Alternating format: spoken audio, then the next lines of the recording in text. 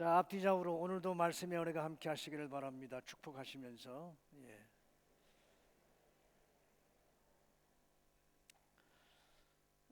세상 모든 일에 시작이 있으면 끝이 있는데 시드니 중앙장로교에서의 저의 사역이 지난 4월 달에 4월 둘째 주부터 설교 사역이 시작이 됐는데 오늘이 이제 마지막 주입니다.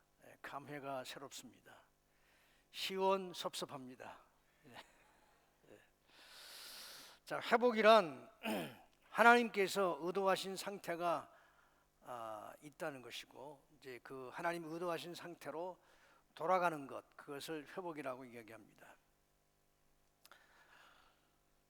그러니까 이 회복이 필요하다는 것은 무엇을 의미하느냐 하면 하나님께서 의도하신 상태에 있지 않다는 거예요.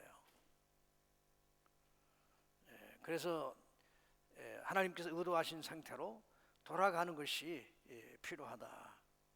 그런 의미에서 우리는 회복을 이야기하고 또 회복을 위해서 기도하고 또 회복의 체험을 통해서 하나님께 영광을 돌리게 되는 것입니다. 요한복음은 공간복음인 마태복음, 마가복음, 누가복음과 비교할 때 다른 특징이 있습니다. 여러 가지 특징이 있지만 그 중에 하나는 한 개인을 깊이 다루고 있다는 것입니다. 뭐 예를 들면 혹시 지금 그 소리가 크진 않습니까? 괜찮습니까? 조금 커요? 괜찮아요? 오케이. 예. 그 예를 들면 뭐 니고데모가 밤에 예수님 몰래 이렇게 찾아와서 대화를 나누는 장면, 이런 그 한 개인의 어떤 모습, 또 예수님 만나는 장면을 이렇게 깊이 다루고 있습니다. 또 요한복음 4장에 보면 수가성의 여인, 사마리아 수가성의 여인이 우물가에서 예수님을 만나서 대화를 나누다가 이제 예수님을 구주로 만나는 장면, 또 요한복음 5장에는 38년 된 병자가 베데스다 연못에서 예수님을 통해서 치유되는 장면이라든지, 또 요한복음 8장에 보면 가늠하다 현장에서 잡힌 여인이 예수님께 이렇게 잡혀와서 또 이렇게 예수님을 통해 새롭게 변화되는 이런 장면들, 또 날 때부터 소경된 자의 눈을 뜨게 한 후에 발생하는 바리새인과의 논쟁, 이런 내용들이 이렇게 좀 자세히 다루어지고 있습니다. 오늘 본문의 베드로도 그렇습니다. 베드로는 잘 아시는 바와 같이 12제자, 12사도들 중에서 리더였습니다. 12제자를 거명할 때 항상 제일 먼저 불렸던 사람, 제일 먼저 기록에 등장하는 인물이 베드로였습니다. 베드로는 가이사랴 빌립보에서 예수님에게 주는 그리스도시요 살아계신 하나님의 아들이십니다, 그런 신앙 고백을 한 후에 엄청난 축복의 말씀을 듣습니다. 마태복음 16장 18절부터 19절에 보면 또 내가 네게 이르노니 너는 베드로라, 내가 이 반석 위에 내 교회를 세우리니 음부의 권세가 이기지 못하리라. 내가 천국 열쇠를 네게 주리니 네가 땅에서 무엇이든지 매면 하늘에서도 매일 것이요 네가 땅에서 무엇이든지 풀면 하늘에서도 풀리리라. 그러나 그는 예수님의 지상생의 마지막 순간에 결정적인 실패를 경험합니다. 예수님은 임박한 죽음을 앞두고 제자들이 모두 당신을 버리실 것에 대해서 예언하셨습니다. 그러나 베드로는 다 버릴지라도 자신은 그렇지 않겠다고 장담했습니다. 그러자 예수님께서는 닭이 2번 울기 전에 네가 3번 나를 부인하리라 말씀하셨고, 그 말씀대로 베드로는 예수님을 3번이나 부인하게 됩니다. 그리고 예수님은 십자가에 달려 돌아가셨고 3일 만에 부활하셨습니다. 부활하신 예수님은 아직도 여전히 두려워하는 제자들에게 찾아오셔서 평강, 샬롬, 하나님의 샬롬, 평강을 기원하셨습니다. 너희에게 평강이 있을지어다. 두 번이나 예수님은 부활하신 당신의 몸을 제자들에게 보이셨습니다. 그 자리엔 베드로도 있었습니다. 그리고 오늘 본문은 이제 세 번째 부활하신 예수님이 제자들에게 나타나셨음을 밝히고 있습니다. 요한복음 21장 14절, 우리가 함께 읽었던 오늘 말씀 그 바로 앞절입니다. 이것은 예수께서 죽은 자 가운데서 살아나신 후에 세 번째로 제자들에게 나타나신 것이라. 그런데 두 번이나 부활하신 예수님을 만난 제자들이 왜 예수님과 상관없이, 예수님 분명히 부활하셨는데 예수님과 상관없이 다시 옛날 직업이었던 고기잡이로 돌아갔을까요? 오늘 본문을 생각해 보면 이들은 단순히 취미 삼아, 시간이 여유가 있으니까 취미 삼아 고기를 잡은 것이 아니었습니다. 고기 잡으러 간 사람들은 제자들 중에 7명, 12명 가운데 한 명은 이미 자살했고 이제 7명이나 되는데요. 베드로, 요한, 야고보, 도마, 나다나엘, 그리고 이름을 알 수 없는, 이름이 밝혀지지 않은 두 제자, 이렇게 모두 합해서 7명입니다. 여기 거명된 사람들은 모두 갈릴리 사람들이었습니다. 예수님의 핵심 제자들 7명이 부활하신 예수님과 함께 있지 않고 왜 이들이 전에 종사했던 일터로 돌아간 것일까요? 이들이 부활하신 예수님을 두 번씩이나 만났음에도 불구하고 왜 이들은 예수님과 거리가 있는 모습을 보이고 있을까요? 무엇이 이들을 이렇게 만들었습니까? 부활하신 예수님을 만났지만 제자들은 옛날의 제자가 아니었습니다. 이들은 한결같이 예수님을 버리고 도망쳤던 비겁한 실패자들이었습니다. 특히 베드로는 예수님을 3번이나 부인했는데 저주하면서까지 부인했습니다. 이스라엘 사람들에게 있어서 3이라고 하는 숫자는 완전수예요. 한 번 실수하는 것, 아니 한 번 부인하는 것은 어쩌다 이렇게 잠깐 실수를 해서 부인했다고 이렇게 생각할 수가 있죠. 그러나 3번 부인한 것은요, 자기 의지를 가지고 완전히 부인했음을 의미합니다. 이런 제자들이 무슨 면목으로 예수님 앞에 다시 설 수 있었겠습니까? 부활하신 예수님을 만났지만 이들은 부끄러움과 죄책감, 수치심으로 도저히 주님 앞에 나설 수 없었습니다. 분명 예수님의 부활은 이들에게도 놀랄 정도로 기쁘고 반가운 소식이었습니다. 그러나 주님 앞에 나서서 마음껏 기뻐하지 못하고 한 발 물러서 있었습니다. 아마도 이들은 이런 생각들을 가지고 있었을 겁니다. 우리는 비겁한 배신자들이야. 우리는 끝났어. 부활하신 주님이 우리 같은 배신자를 이전처럼 제자로 생각하실 리가 없어. 이제 우리는 끝난 거야. 이런 생각 때문에 주님이 부활하셨지만 주님 앞에 나서지 못했고 결국 이전 일터로 돌아간 것입니다. 다른 선택이 이들에게 없었다고 생각할 수 있습니다. 이들이 고기 잡으러 간 그날 밤이 셀 때까지 아무것도 잡지 못했습니다. 비록 지난 3년 동안 예수님을 따라다니면서 고기 잡는 일은 없었지만 그래도 그 이전에, 제자로 부르심을 받기 이전에 수십 년 동안 갈릴리 바다에서 고기를 잡던 베테랑들이에요.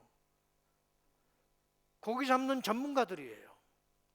3년 고기 안 잡았다고 해서 그 기술을 잃는다든지 녹슨다든지 그러지는 않았을 거라고 생각합니다. 그런데 아무것도 잡지 못했다는 것은 너무도 이상한 일이었습니다. 이런 일이 사실 짜증나는 일이긴 하지만 분명한 것은 우연히 발생하지 않았다는 겁니다.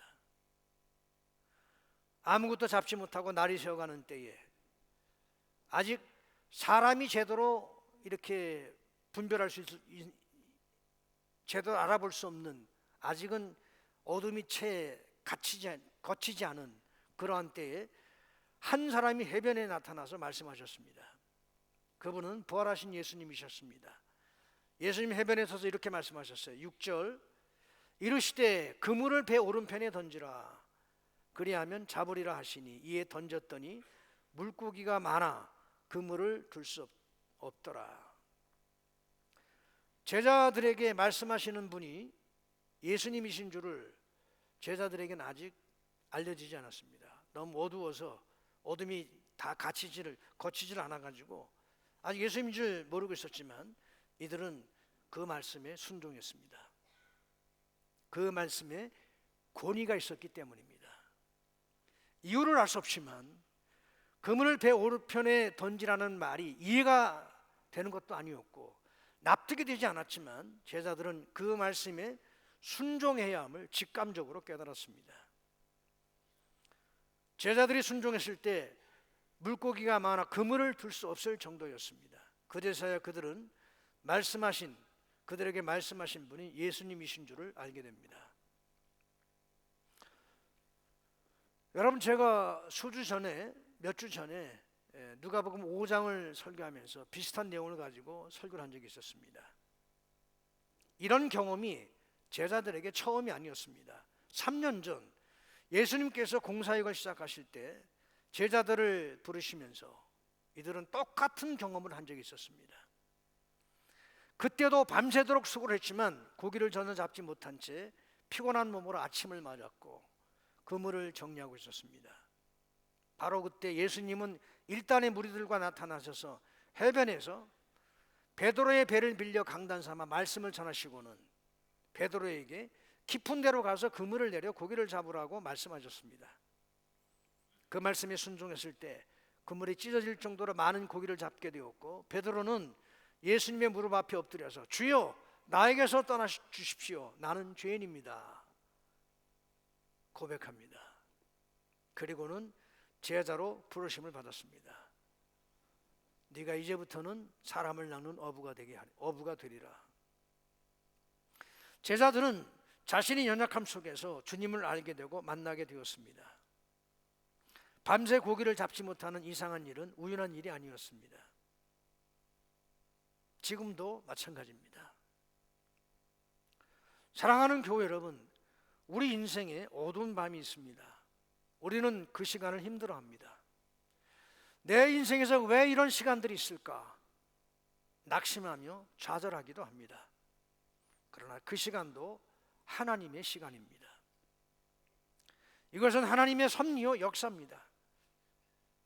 여러분들은 그런 시간이 오지 않았으면 좋겠지만 여러분이 어둠의 시간을 만났다면 터널 속에 들어가 있는 것 같은 그런 어둠의 시간이 여러분에게 찾아왔다면 여러분 꼭 기억하십시오.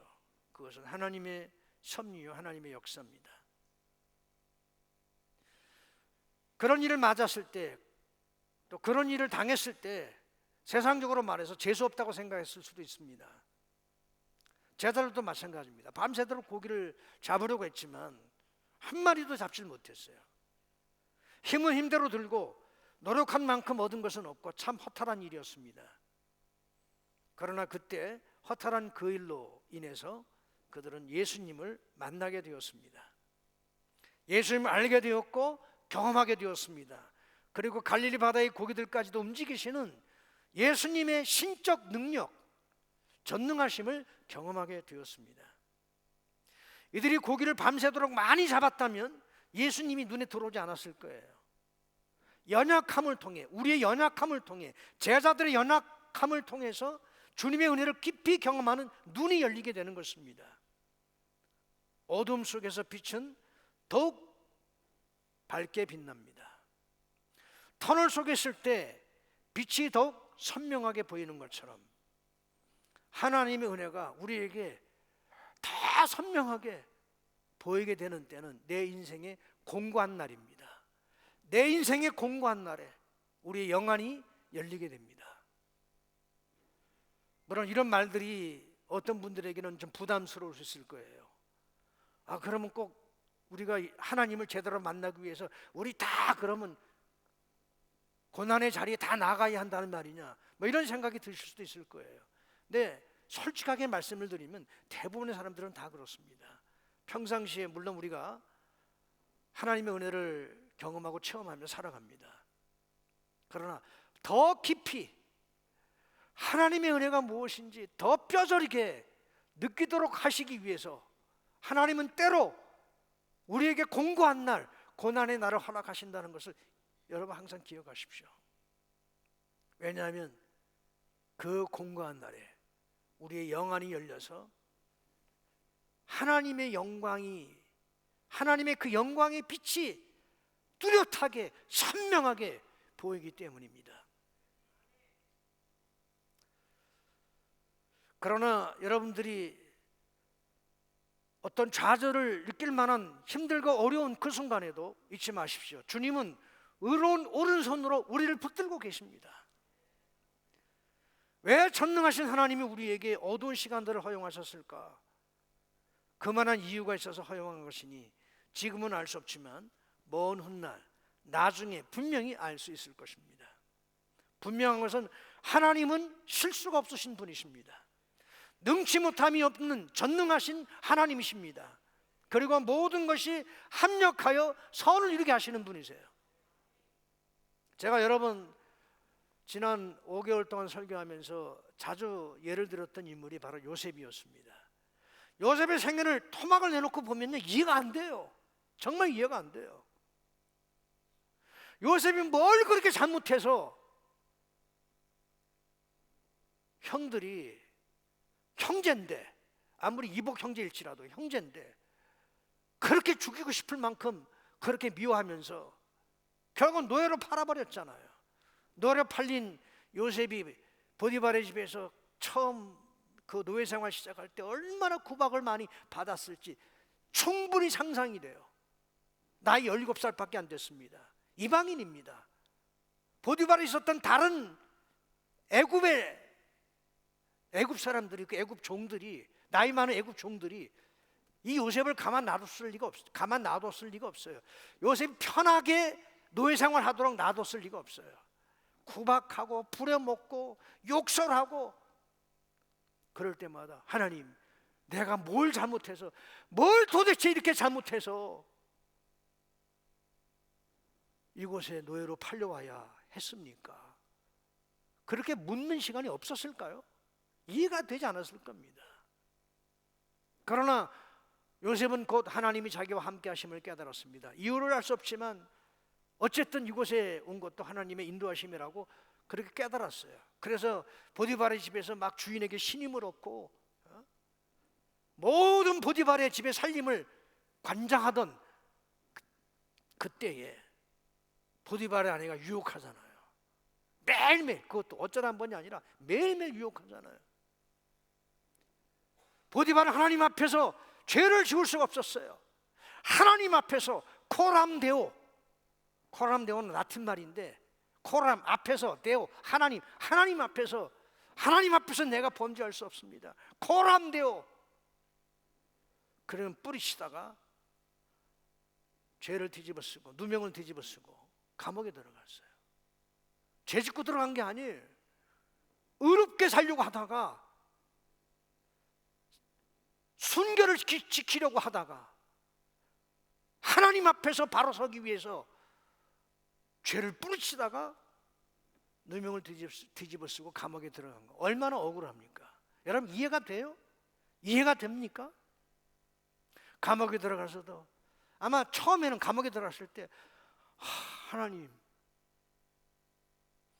제가 노예로 팔려왔어도 그래도 이렇게 주님을 의지하면서 살았는데 하나님, 해도 너무 하시는 거 아닙니까? 저 이런 생각 들었을 것 같아요. 처음에는 이렇게 토막을 잘라놓고 보면요, 이해가 안 되는 때가 많아요. 우리 인생도 마찬가지입니다. 내 인생이 공고한 날 딱 토막을 쳐놓고 그 순간을 들여다보면 이해가 잘 안 돼요. 지금 아마 그런 시간을 보내고 계신 분들도 있을 거예요. 어떤 분들은 경제적 어려움 때문에, 어떤 분들은 자녀들 때문에, 사랑스러운 자녀가 힘들어하고 어려워할 때 그 자녀의 아픔은 내가 겪는 아픔보다 더 커요. 그래서 막 너무 가슴 아파하면서 우는 그런 엄마들을 제가 보았습니다. 이해가 되지 않죠? 왜 우리 아이에게 왜 이런 불행이라고 생각될 수밖에 없는 이런 어려운 일이 발생한 것인지 이해가 되지 않습니다. 요셉도 그랬습니다. 그러나 여러분, 요셉의 생애를 전부 다 모아놓고 한꺼번에 보게 되면 그게 이해가 되는 거예요. 요셉이 국무총리가 되지 않았습니까? 국무총리가 되는 게 중요한 게 아니에요. 구속사적 관점에서 볼 때, 구속 역사의 관점에서 볼 때 애굽의 국무총리가 돼서 애굽을 살렸고 근동지방 전체를 기근으로부터 살렸어요. 구세주 역할을 한 사람이 요셉이에요. 뿐만 아니라 보다 중요한 것은 가나안 땅에 있었던 자기 가족 야곱의 자손을 살렸어요. 이집트로 이주시키고 그들을 마치 인큐베이터 안에 집어넣고 키우듯이 요셉이 자기 동족, 자기 형제, 자기 후손들, 자기 조카들, 자기 아들과 손자들 요셉이 지키고 보호하고 길러냈습니다. 그게 왜 중요할까요? 그 후손에게서 누가 태어납니까? 예수 그리스도가 태어납니다. 구속 역사의 관점에서 요셉은 너무너무 중요한 역할을 한 거예요. 그래서 애굽의 국무총리가 되어야 했는데 애굽의 국무총리가 되어야 할 사람, 가나안 땅에서 양이나 치고 있는 사람이 어떻게 애굽의 국무총리가 됩니까? 국무총리가 되도록 하기 위해서 노예로 팔려가게 하셨고 감옥에 들어가게 하셨고, 이게 다 징검다리야. 하나님의 뜻을 이루기 위한 징검다리야. 하나님은 모든 것이 합력하여 선을 이루게 하시는 분이십니다. 동의하시면 아멘. 꼭 동의하시면 물어봐야 아멘을 하시지. 어쨌든 베드로와 제자들의 이 귀한 체험은 주님과 제자들의 관계를 상징적으로 깨닫게 하는 것입니다. 주님을 떠나서 제자들은 아무것도 아님을 깨닫게 하셨습니다. 업으로서 가지고 있는 전문가적인 지식도, 갈릴리 바다에 대한 이해도, 이제까지의 경험도 아무 소용이 없는, 실망할 수밖에 없는 그런 시간들을 만났지만 오히려 그 시간을 통해서 이들은 주님이 이들의 상실감, 낙심, 허탈함을 순식간에 한순간에 날려버리시는 전능하신 분이심을 깨닫게 되었습니다. 주님을 떠나서는 자신이 아무것도 아님을 깨닫게 된 것입니다. 밤새 갈릴리 호수를 뒤지듯이 고기를 잡으려 했지만 한 마리도 보지 못했는데 어디 숨어있다 몰려왔는지 제자들이 그물을 던진 그곳에 많은 고기들이 대기하고 있었습니다. 이것은 주님이 하신 일입니다. 주님께서 갈릴리 호수의 고기들을 제자들의 배 있는 곳으로 부르신 것입니다. 하나님이 하셔야 돼요. 시편 127편 1절, 여호와께서 집을 세우지 아니하시면 세우는 자의 수고가 헛되며 여호와께서 성을 지키지 아니하시면 파수꾼의 깨어 있음이 허사로다. 아무리 열심히 뭔가를 짓고 만들지만 하나님이 세우셔야 돼요. 제가 지난번에도 말씀을 드렸듯이 제가 그런 케이스를 많이 봤습니다. 보통 세상 사람들을 말할 것도 없고요, 목회도요 30수년 동안 공든 답을 쌓았는데 한순간에 전부 날아가 버리더라고요.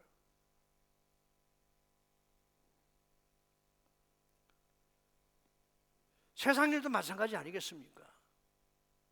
뭔가를 만들기 위해서, 세우기 위해서, 사업을 일으키기 위해서 청춘을 갖다 바치고, 누구 표현대로 뼈를 갈아서, 자기 청춘을 갈아서 갖다 바쳤는데 그렇게 해서 쌓아놓은 그 사업이 그냥 한순간에 날아가 버려요.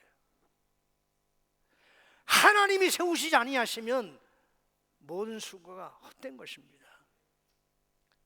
파수꾼이 눈을 부릅뜨고 밤새도록 보초를 보고 섰지만 하나님이 그 성을 지키지 아니하시면 그 성은 함락되고 말아요. 그럼 왜 주님은 처음 제자들을 부르실 때와 똑같은 상황을 연출하셨을까요? 3년 전 처음 제자를 부르실 때 그때와 똑같은 상황을 지금 연출하셨잖아요. 밤새도록 고기를 못 잡게 하셨어요. 예수님은 의도적으로 이런 상황을 기획하시고 연출하셨습니다. 이렇게 하신 이유는 바로 제자들 때문이었습니다. 지금 제자들에게 가장 필요한 것은 회복이기 때문입니다. 두 가지 회복이 필요했습니다. 하나는 주님과의 관계의 회복입니다. 제자들은 여전히 주님 없이는 살 수 없는 자들이었습니다. 그리고 주님은 여전히 그들을 사랑하셨습니다. 그들의 실패에도 불구하고 그들을 사랑하시고 그들의 필요를 채워주실 수 있는 그런 분이심을 깨닫는 회복이 필요한 거예요. 주님은 여전히 나를 사랑하시는구나. 주님은 여전히 나의 필요를 채우실 수 있는 유일한 분이시구나. 이것을 깨닫는 믿음의 회복, 이것이 필요했습니다. 다른 하나는 그들에게 사명을 주신 분이 다시 그들을 찾으신다는 깨달음, 사명의 회복이 필요했습니다. 처음 그들을 부르실 때 주님 이렇게 말씀하셨습니다. 나를 따라오너라. 내가 너희를 사람을 낚는 어부가 되게 하리라. 인류 구원이라고 하는 이 엄청난 대업, 이 대업에 제자들을 부르시고 그들에게 사명을 주셨는데, 지금 예수님 부활하셨는데 제자들의 모습이 어떻습니까? 완전히 사명 바닥에 떨어진 거예요. 사명을 잊어버리고 잃어버렸어요. 우리는 적격자가 아니야. 자기 자신을 낙오자로 그렇게 생각하고 있는 것입니다. 이들에게 사명의 회복이 필요했습니다. 회복은 대화를 통해 구체화됩니다. 밤새 아무것도 잡지 못했던 제자들이 그물을 들 수 없을 정도의 고기를 잡는 경험을 통해서 이미 회복은 시작된 것입니다. 3년 전 그때와 똑같은 기적이 발생한 것을 보면서 제자들은 뭔가 이렇게 전주를 느끼지 않았겠어요? 예? 그때와 똑같은 거 제자들이 다 알고 있습니다. 기억하고 있었을 거예요. 3년 전 그 기적과 똑같은 기적이 지금 발생한 거예요. 아, 이게 웬일이지? 이게 무슨 일이지?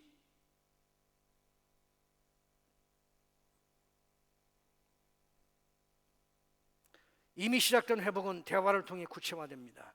대화가 시작되기 전에 먼저 주님은 제자들에게 조반을 먹이셨어요. 그리고 베드로에게 물으셨습니다. 15절, 요한의 아들 시몬아, 네가 이 사람들보다 나를 더 사랑하느냐? 이 질문은 베드로의 심장을 찌르는 질문이었습니다. 어쩌면 베드로의 아픈 상처를 건드리는 질문입니다. 마태복음에 보면 앞에서도 말씀을 드렸듯이 예수님이 잡히시던 밤에 제자들에게 말씀하시기를 오늘 밤에 너희가 다 나를 버리리라, 그렇게 말씀하셨을 때 베드로는요, 모두 주를 버릴지라도 나는 결코 버리지 않겠나이다 장담했어요.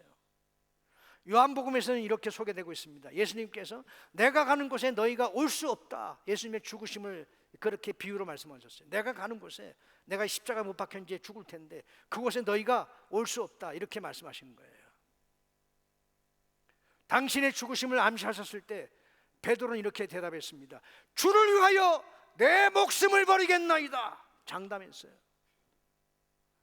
그러나 예수님은 네가 나를 위하여 네 목숨을 버리겠느냐? 내가 진실로 진실로 네게 이르노니 닭 울기 전에 네가 3번 나를 부인하리라, 그렇게 말씀하셨고 예수님의 예언대로 베드로는 예수님을 3번 부인했어요. 그 말이 있고 난 후에 이제 개인적으로는 처음 대화를 나누는 자리예요. 그 이전에 예수님을 이렇게 한꺼번에 단체로 만났지만 예수님과 베드로가 개인적으로 대화를 나누는 건 처음이에요. 이제 예수님 부활하신 이후에. 그런 자리에서 예수님이 질문하시기를 네가 이 사람들보다 나를 더 사랑하느냐? 가슴이 철렁했을 겁니다. 등에서 식은땀이 흘렀을 겁니다. 얼굴이 화끈 달아올랐을 것입니다. 주님 뵙기가 너무나 민망했을 것입니다. 그런 베드로의 마음을 주님이 모르셨을까요? 이런 질문을 하면 베드로의 마음이 어떠할지를 모르실 리 없는 주님께서 왜 이런 질문을 하셨을까요? 주님은 베드로의 치부를 장면으로 들추어내셨습니다. 아픈 부분을 일부러 건드리셨습니다. 아픈 부분은 그냥 놔둔다고 해결되는 게 아니에요. 정신적인 그리고 영적인 상처는요, 그냥 두면 평생 그대로 있게 됩니다. 저절로 아물지 않아요. 세월이 약이 아닙니다. 오히려 이런 상처는 그대로 두면 더 덧나고 속으로 피를 흘리게 됩니다. 육신의 상처와는 달라요. 육신의 상처는 시간이 지나면 아물고 이렇게 치유가 돼요. 그런데 영적인 상처, 정신적인 상처는 자연 치유가 이루어지지 않습니다. 사마리아 여인 얘기를 했습니다마는 우리 예수님께서 사마리아의 그 수가성에서 여인을 만났을 때 맨 처음에 물 좀 달라고 이렇게 말을 건네셨던 그 예수님의 대화를 시작으로 해서 대화가 이루어지면서 나중에 이 대화가 좀 신앙적인 종교적인 문제로 이렇게 발전해요. 그런데 종교적인 문제로 발전하자마자 예수님께서 뭐라고 말씀하셨어요? 이 여인에게 무엇을 요구하셨습니까? 가서 네 남편 불러와라. 느닷없이 네 남편 불러와라. 그러니까 이 여인이 뭐라고 대답했습니까? 나는 남편이 없습니다. 예수님께서 여인이 감추고 있는 치부의 실체를 드러내셨어요. 네가 남편이 없다는 말이 맞다. 그런데 남편이 5명이나 있었고 지금 너하고 함께 사는 남자도 네 남편이 아니다. 무슨 뜻입니까? 이혼을 5번 했어요. 그리고 지금 같이 동거하는 남자가 법적인 남편이 아니에요. 이 여인은 결혼으로 인해서 완전히 망가지고 부셔지고 쫄딱 망한 인생을 살고 있는 거예요. 이 여인의 가장 부끄러운 수치였습니다. 그래서 동네 사람들하고 어울리지도 못해요. 동네 사람들이 다 손가락질하는 여자입니다. 원래 그 지방 사람들은요 대낮에 물 길러 나오지 않습니다. 너무너무 덥기 때문에 우물 공동체지만 서늘할 때 태양이 정오에 떠오르지 않는 서늘한 시간에 모여서 같이 대화도 나누고 원래 옛날 우리도 옛날 보면 다 우물 공동체 아니에요. 그러나 아무도 우물에 나오지 않는 그 시간에 혼자 뜨거운 태양빛 밑에 물 길러 나온 거예요. 그러면서 이 여인은 예수님을 인격적으로 만나게 돼요. 예수님이 자신을 구원하실 구세주님을 깨닫게 됩니다. 예수님을 인격적으로 영접했어요. 그러자 물동이를 버려두고 동네로 뛰어들어가서 와서 보십시오. 내가 구주를 만났습니다. 나의 과거를 다 말씀하시는 구주를 내가 만났습니다.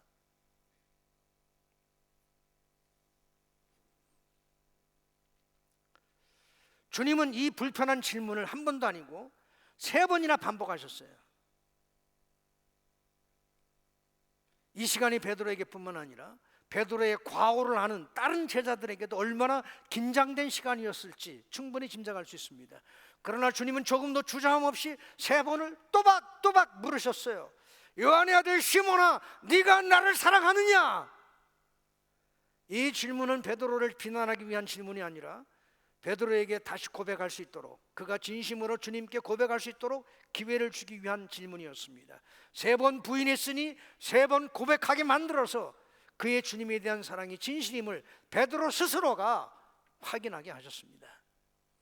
주님은 이미 베드로의 마음을 아십니다. 그가 말하지 않아도 베드로가 주님을 사랑한다는 것을 우리 주님은 아세요. 그런데 왜 굳이 물으시고 대답을 하게 하십니까? 이것이 왜 회복이 됩니까?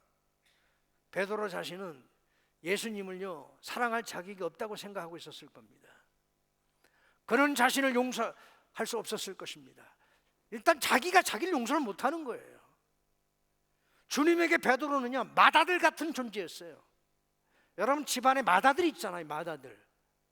부모가 아들들 가운데 자녀 가운데 누구한테 기대를 많이 겁니까? 맏아들한테 가장 많은 기대를 걸어요. 베드로는 예수님에게 그런 맏아들 같은 존재였습니다. 첫 번째로 이름이 불려지는 사도였습니다. 이름이 불릴 뿐만 아니라 모든 기록에 제일 먼저 등장하는 12사도 가운데 첫 번째 이름이 누구예요? 베드로예요. 어떤 의미에서는 사도들 중에 사도였습니다. 가장 신뢰하셨고 중요한 비밀스러운 장소에 다른 제자들을 데리고 가지 않았지만 베드로는 데리고 가셨어요. 회당장 야이로의 딸을 살릴 때, 그 룸 안에 들어갈 때 다른 제자는 못 들어오게 하시고 베드로, 요한, 야곱 3사람 데리고 들어가셨어요. 변화산상에서 놀랍게 변형되실 때 베드로, 요한, 야고보만 데리고 가셨습니다. 마지막 날 겟세마네 동산에서 기도하실 때 베드로, 요한, 야고보를 가까이 두셨어요.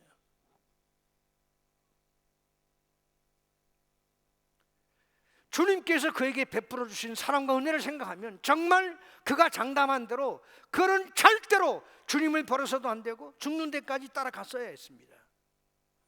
그러나 그는 그렇게 하지 못했어요. 주님을 저주하면서까지 부인했습니다. 그런 그가 무슨 낯으로 주님 앞에 설 수 있단 말입니까? 그 스스로도 자신이 너무 밉고 가증스럽다고 생각했을 것이며 이제 자기는 쓸모없는 비겁한 놈, 치산 인간이라고 생각했을 겁니다. 그런 그에게 주님의 물으심, 요한의 아들 시몬아, 네가 나를 사랑하느냐? 이 질문은요, 용서의 메시지를 담고 있는 거예요. 이제는 끝났다고 생각하면서 스스로를 용서할 수 없는 그에게 사랑을 고백할 수 있는 기회를 주신 거예요. 이런 질문 없이 베드로는 스스로 주님 사랑합니다 그렇게 말할 수가 없잖아요. 뻔뻔스럽게 어떻게 그렇게 말할 수 있어요? 낯이 뜨거워서 어떻게 주님을 저주하며 부인한 그 입으로 불쑥 나타나가지고 주님 사랑합니다 그렇게 말할 수 있었겠어요? 그래서 물으신 거예요. 주님이 대답할 기회를 주시려고, 사랑을 고백할 기회를 주시려고 스스로 일어설 수 없는 베드로에게 일어설 수 있도록 붙잡아 주신 거예요. 주님의 사랑이 진정한 용서의 메시지를 담고 있음을 확인하며 다시 한번 베드로를 감격해 한 것은 바로 사명의 회복이었습니다. 주님의 사랑을 고백하는 베드로에게 주여 제가 주님을 사랑하는 줄 주께서 아십니다. 이 고백에는요, 옛날의 베드로가 아님을 느끼게 하는 그런 대답입니다. 옛날의 베드로는 장담하는 이런 특징이 있잖아요. 내가 주님을 사랑하는 줄 주께서 아십니다. 이게 장담하는 거예요. 옛날에 베드로 같으면 주님, 제가 주님 사랑하는 줄 모르세요? 아마 이랬을 것 같은데 3번 부인한 이런 과오가 있는 베드로가 주님께서 물으시기를 요한의 아들 시몬아 네가 나를 사랑하느냐? 내가 주를 사랑하는 줄 주님이 아십니다. 그러자 우리 주님께서 사랑을 고백하는 베드로에게 이렇게 말씀하셨습니다. 내 어린 양떼를 먹여라. 내 양떼를 쳐라. 주님의 제자로서 사도로서의 사명을 회복시켜 주셨습니다. 이 사명의 회복은 주님의 사랑과 용서가 얼마나 긍휼에 풍성한 것인지를 깨닫게 합니다. 베드로는 감히 상상하지 못했던 일이었을 겁니다. 그가 어떻게 감히 다시 주님과 함께 동역하는 제자, 사도의 자리로 회복될 수 있을 거라고 생각했겠습니까? 그러나 주님은 베드로에게 다시 기회를 주셨어요. 주님과 함께 일할 수 있는 기회를 주셨습니다. 보통 사람들 마음 같으면 베드로 같은 실패를 인정하기 어려웠을 겁니다. 인류 구원이라고 하는 이 엄청난 일을 베드로처럼 비겁한 배신자와 어떻게 함께 할 수 있을까요? 용서는 할 수 있어도 이런 거룩하고 엄청난 일에 베드로는 부적격자라고 생각하고 다른 사람, 다른 새 사람, 다른 괜찮은 사람을 찾아야 한다고 생각했을 겁니다. 그러나 주님은 실패한 베드로를 찾으셨습니다. 그리고 그를 회복시켜 주셨습니다. 단순히 용서하신 것에 그치지 않고 사명을 회복시키시고 그리고 그의 연약함을 아시기에 그가 감당할 수 있는 사명자가 되도록 나중에 후에 성령님까지 보내셨습니다. 주님은 이런 분이십니다. 주님은 한 번 부르시고 택하시면 고치시고 다듬으셔서 새롭게 만드셔서 당신의 일에 귀하게 쓰시는 분이십니다. 버리시지 않습니다. 당신이 택하셨다면 절대로 버리시지 않습니다. 한 번 실수했다고, 2번 실수했다고, 3번 실수했다고, 나 너한테 실망했어, 너는 자격 없어, 그렇게 말씀하시는 분이 아니세요. 고치시고 따듬으시고 주저앉았으면 이렇게 세우시고 위로하시고 격려하셔서 내 양을 쳐라.